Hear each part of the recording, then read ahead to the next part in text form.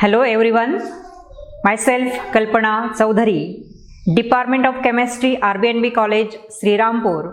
Today we are going to see the concept of internal energy from the topic chemical thermodynamics.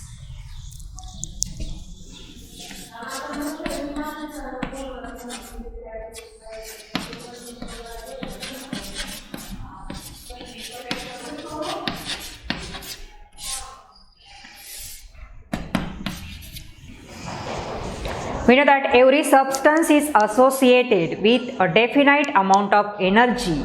That energy is called as internal energy.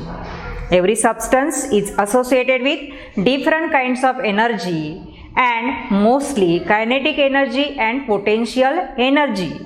And this energy is called as internal energy. Internal energy is denoted by the symbol capital U. Internal energy is a state function. It is a state function.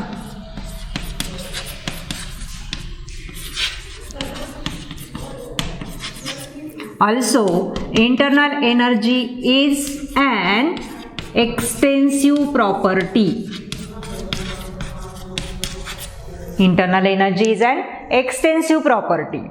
Every substance is associated with definite amount of energy, that is internal energy, and as internal energy is a state function, it depends upon initial state and final state of the system, and hence in thermodynamics we have to consider change in internal energy, that is delta U is equal to U2 minus U1, where U2, that is internal energy at final state, and U1, that is internal energy at initial state.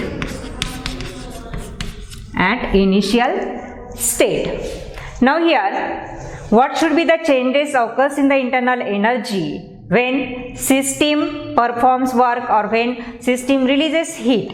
Now let us see here the first point. When system releases heat or when system performs work on the surrounding, then the internal energy of the system decreases. When system releases heat or system performs work on the surrounding,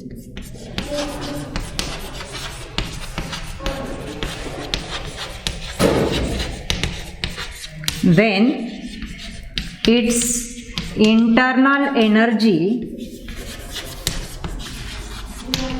decreases, or whatever amount of heat is released from the system or what amount of work is done by the system on its surrounding, that amount of internal energy is removed from the system. Or second point, if we consider, if work is performed by the surrounding,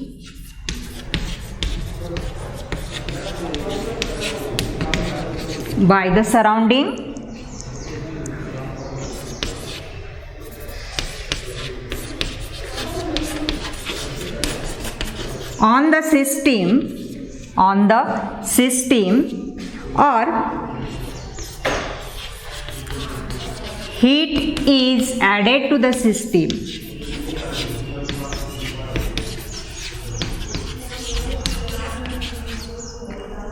then its internal energy increases.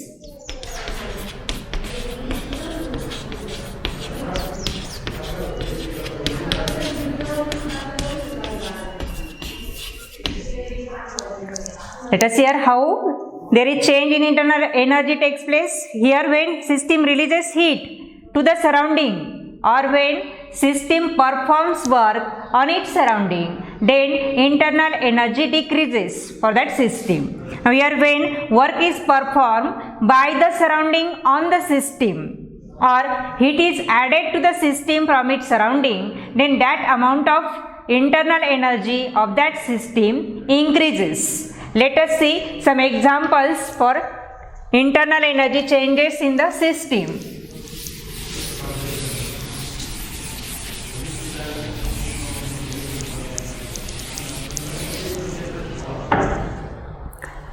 For example, if 25 kilojoule of heat is supplied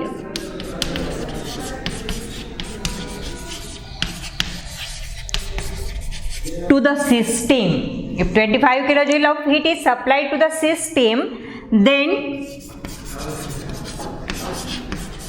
its internal energy increases by the amount of 25 kilojoule.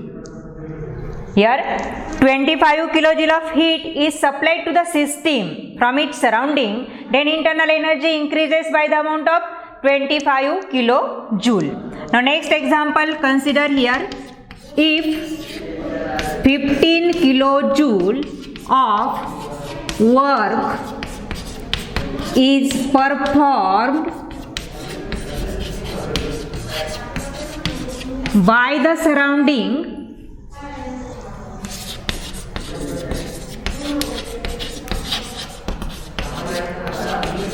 on the system. If 15 kilojoule of work is performed by the surrounding on the system, then internal energy of the system increases by the amount of 15 kilojoule. That means here delta U is equal to plus 15 kilojoule, because that amount of work is performed by the surrounding on the system. So that amount of internal energy is increased for the system. Now let us see third example. If 10 kilojoule of heat is released from the system and 10 kilojoule of work is performed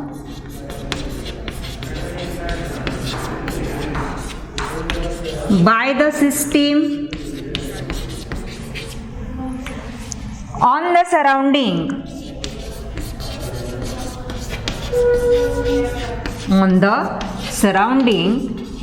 then here what happens, 10 kilojoule of work, 10 kilojoule of heat is released from the system. It is released from the system, and here what happened, 10 kilojoule of work is performed by the system on the surrounding. Then here we know that if it is released from the system, then its internal energy decreases by that amount, and here work is performed by the system on the surrounding, then that amount of internal energy also decreased from the system. And so here we can write delta U is equal to minus 10 kilojoule minus 10 kilojoule. So here total change in internal energy, that should be minus 20 kilojoule. That means here we can say that when heat is added to the system or if work is performed by the surrounding on the system, then system's internal energy increases by that amount. Or if heat is released from the system or work is performed by the system on its surrounding, then that amount of internal energy decreases of that system. Now let us see the next concept from this topic, that is first law of thermodynamics.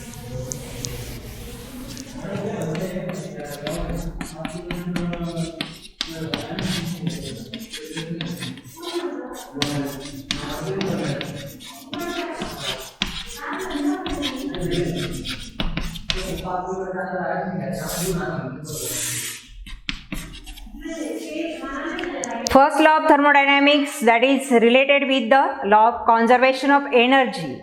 That means in this law we have to study that the internal energy of the system and its surrounding remains constant. That means internal energy of the universe is constant, or we can say that internal energy of an isolated system remains constant, because when heat is released by the system, that goes to the surrounding. When surrounding performs work on the system, then that internal energy is added to the system. That means here there is only change in internal energy takes place between system and surrounding, and hence here heat is supplied in the form of energy. And so here we have to see the different statements of first law of thermodynamics, which all are similar. Let us see the first statement.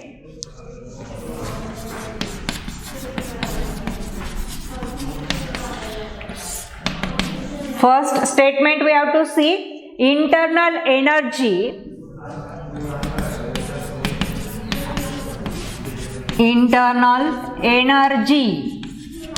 of an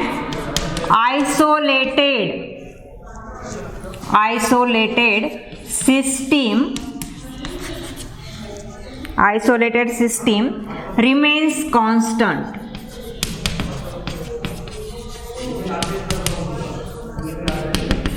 That means there is exchange of energy takes place between system and surrounding, but internal energy of the all over the universe, that remains constant. And so second statement is internal energy of universe remains constant.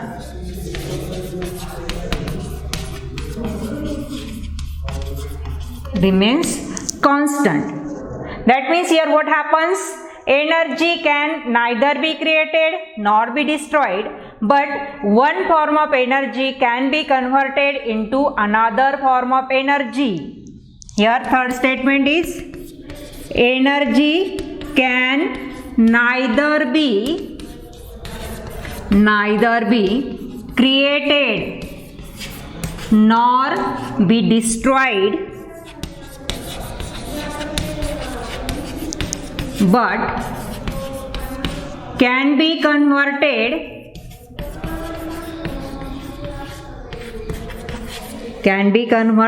from one form to another form.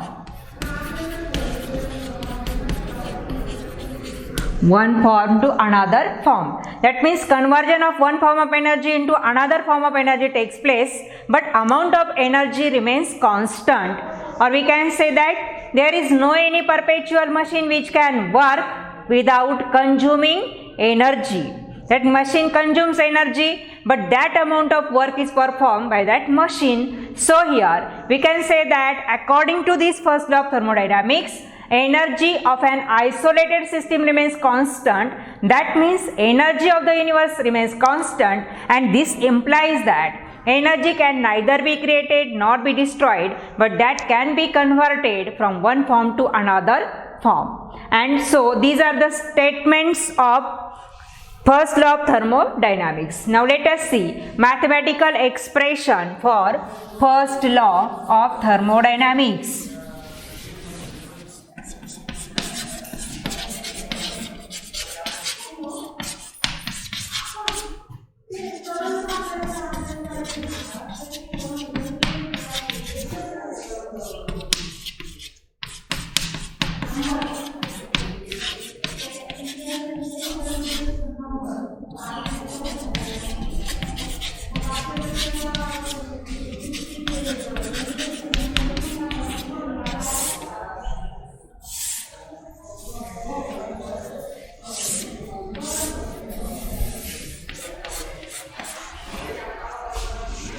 Now here we have to see mathematical expression for first law of thermodynamics.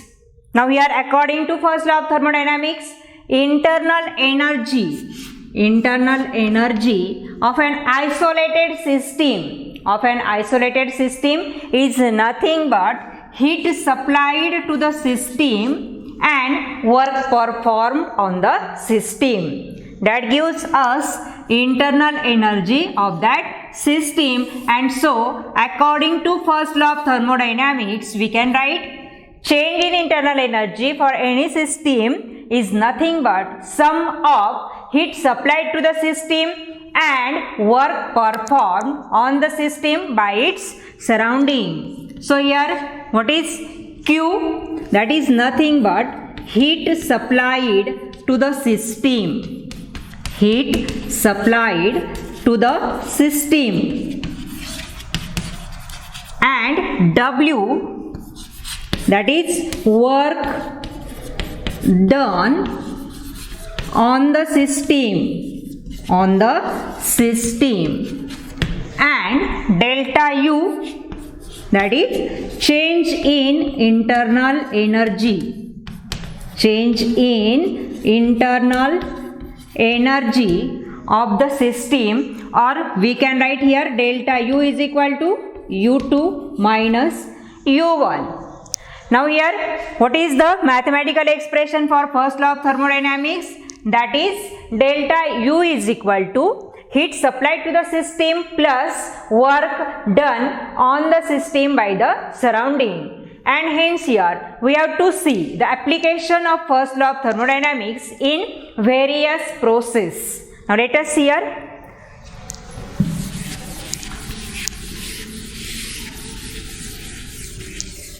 Application, or we can say that first law of thermodynamics for various processes. First law of thermodynamics for various process.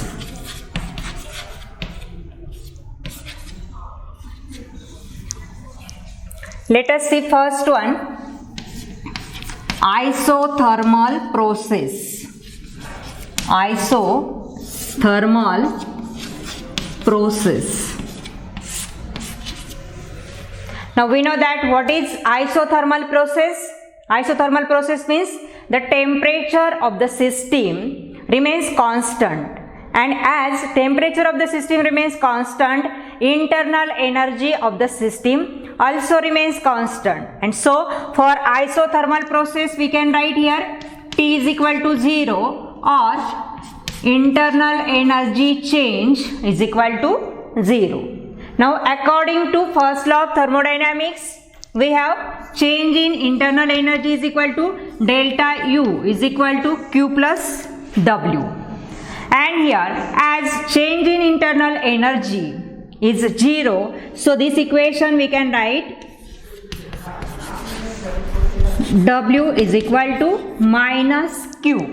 That means here when work is performed by the surrounding on the system, then that amount of heat is released from the system. Here this is the work done on the system by its surrounding. Then here when work is performed on the system, then system releases heat, and that heat amount is given here W is equal to minus Q. Or here if we apply this law for the second process, then here we will get the second process is adiabatic process. Adiabatic process. Now what is adiabatic process? The process in which heat content of the system remains constant. That process is called as adiabatic process. Now heat content of the system means Q is equal to 0. Now here according to first law of thermodynamics, we have delta U is equal to Q plus W, or here we can write delta U is equal to, as the heat content of the system is constant, we will get here delta U is equal to W, or we can write minus delta U is equal to minus W. Then here what this equation implies? This equation implies that when work is performed by the system on its surrounding, then that amount of internal energy is used, or that is released. Or here we can say that when work is performed on the system, the change in internal energy accompanying to that system is given by the equation delta U is equal to W. Now let us see the application of first law of thermodynamics for the next process. That process is isochoric process. Isochoric process. Now what is isochoric process? The process which takes place when the volume of the system remains constant. When the volume of the system remains constant, so here we can write delta V is equal to 0 for isochoric process. And also we know that PV type of work is given by the formula W is equal to minus P external into delta V. And according to first law of thermodynamics, we can write delta U is equal to Q plus W. Now if we use this pressure volume type of equation, then here we can replace this heat content of the system at constant volume. Then here this equation we can write delta U is equal to QV, that is heat content of the system at constant volume. Now here the equation of work minus P external into delta V. Now as the process is isochoric, the change in volume remains constant, and hence here we will get delta U is equal to QV. And hence this equation implies that at constant volume, heat content of the system is related to its internal energy by the equation delta U is equal to QV. Now let us see the next process, that is isobaric process. Isobaric process.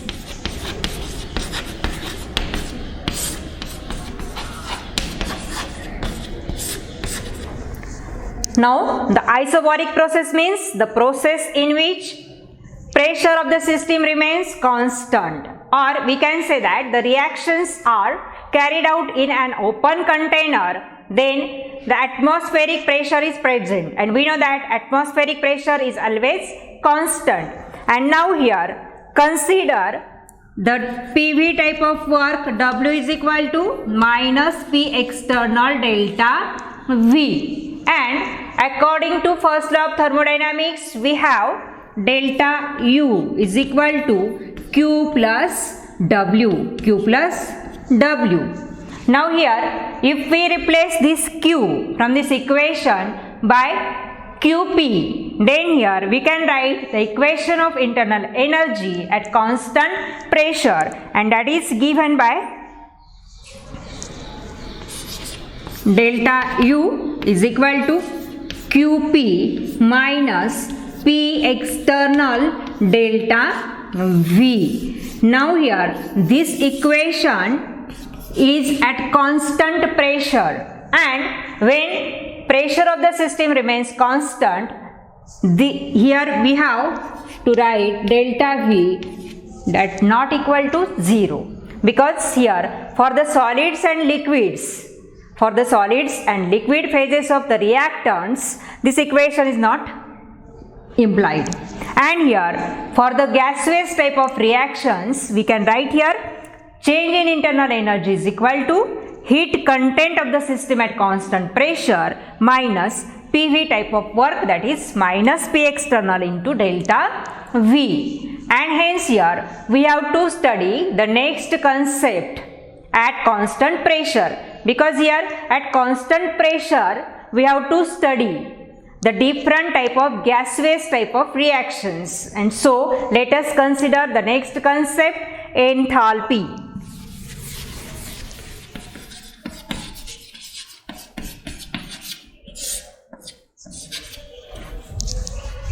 Now enthalpy of the system, that is denoted by the symbol capital H. Now what is the enthalpy of the system? Enthalpy of the system is equal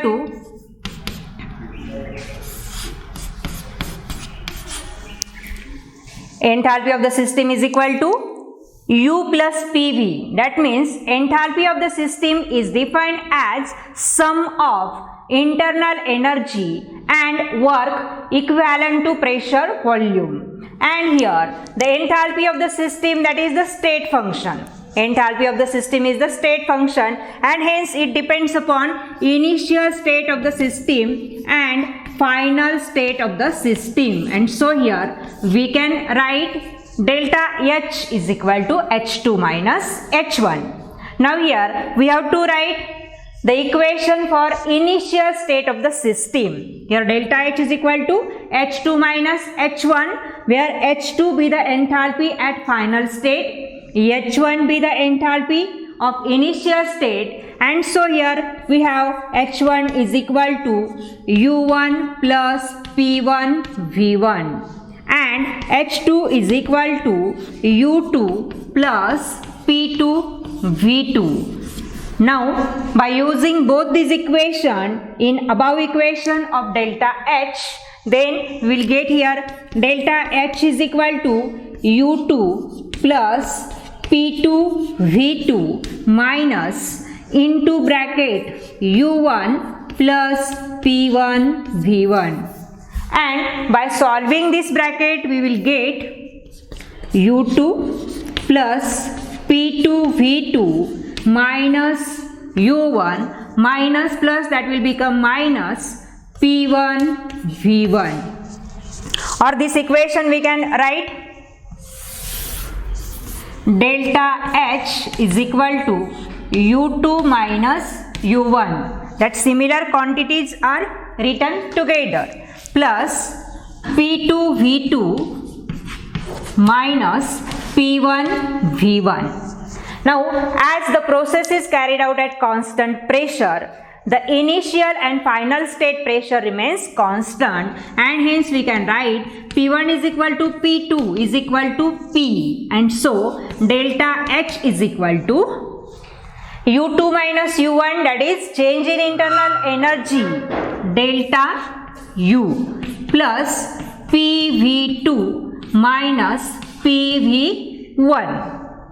So here delta H is equal to delta U plus, now pressure is common, so take outside the bracket and here into bracket V2 minus V1. Now V2 minus V1, that is the difference between volume of initial and final state of the system. So here delta H is equal to delta U plus P delta V be the required equation for the enthalpy of the system. This is the required relationship for that enthalpy of the system. Now let us consider the next concept from this topic, the relationship between enthalpy change and internal energy change.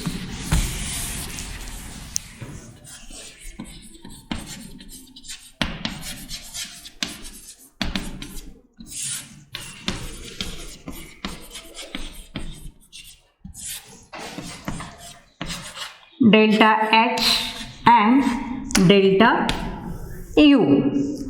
Now we have change in enthalpy is given by the equation delta H is equal to delta U plus P delta V. Now here what is this delta U? That is change in internal energy of the system. Here delta V, that is change in volume of the system. So here we can write this equation like delta H is equal to delta U plus P into bracket V2 minus V1, because enthalpy of the system, that is regarding to the gaseous type of reaction or gas phase reactants and products. So here volume is variable. So here we can write this equation by solving this bracket. Delta H is equal to delta U plus PV2 minus PV1. Now here what happens? As this equation is implies for the gaseous phase reaction, we can apply here ideal gas equation PV is equal to nRT, or we can write here for N1 moles of gaseous reactant and N2 moles of gaseous product. This equation can be written as PV1 is equal to N1RT and PV2 is equal to N2RT. Now if we use this equation in this equation, delta H is equal to delta U plus PV2 minus PV1, then here we will get delta H is equal to delta U plus, now PV2 means N2RT, N2RT, and PV1 means N1RT minus N1RT.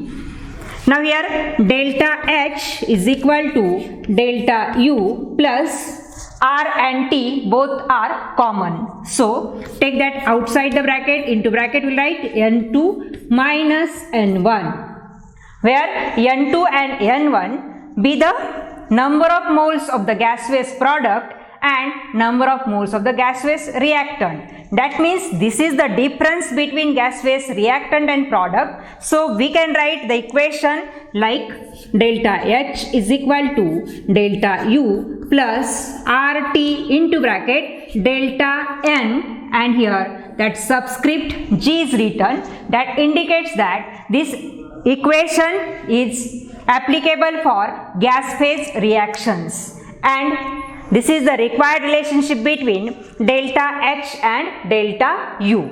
Thank you.